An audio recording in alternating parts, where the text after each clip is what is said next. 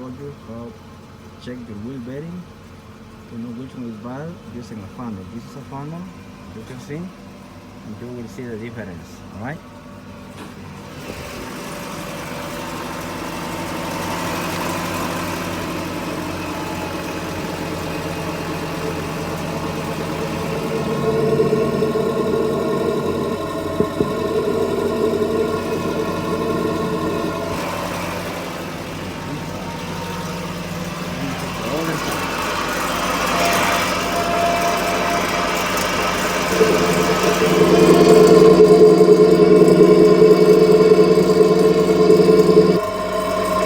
All